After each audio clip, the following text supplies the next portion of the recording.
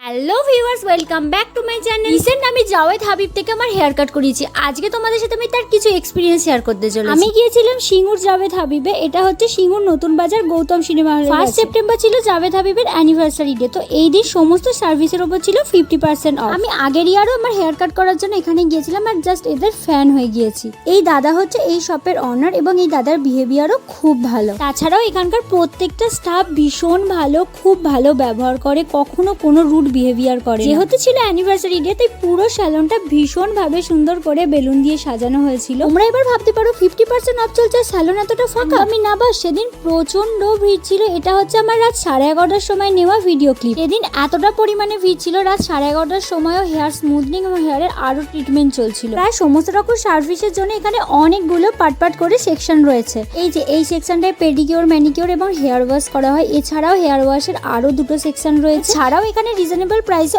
অনেক hair treatment রয়েছে for main women both. এবার বলি আমরা এখানে কি কি সার্ভিস নিয়েছি। তো আমরা গিয়েছিলাম মেন হেয়ার কাটের জন্য। আমাদের হেয়ার কাট করেছিল এই যে কণিকাদি, আর কণিকাদির হাতের কাজ জাস্ট অ্যামেজিং।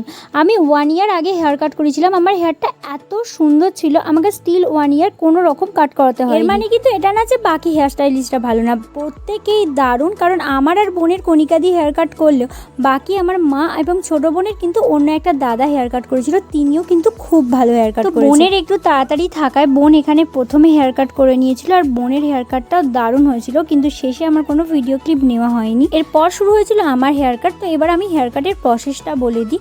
তো প্রথমে যত্ন করে তোমার হেয়ারটা অনেকক্ষণ ধরে ওয়াশ করা হবে। এরপর সিরাম অ্যাপ্লাই করে হেয়ারটা ভালোভাবে কম করে নেওয়ার পর শুরু হবে হেয়ার কাটিং এর পর হেয়ারটা ড্রাই করে সুন্দরভাবে সেট করে দেওয়া হবে। এই যে আমার হেয়ার কাট এখানে শুরু হয়ে গিয়েছে। এরপরে আর আমি কোনো ভিডিও ক্লিপ নিতে পারিনি, যেহেতু আমার হেয়ার কাট চলছিল, আর এদিকে চলছে মায়ের হেয়ার কাট। এবার চলো তোমাদের আমার ফাইনাল লুকটা দেখাই। অবশ্যই জানাবে কিন্তু আমাকে কেমন লাগছে। আমি কেটেছিলাম লেয়ার, শর্ট লেয়ার।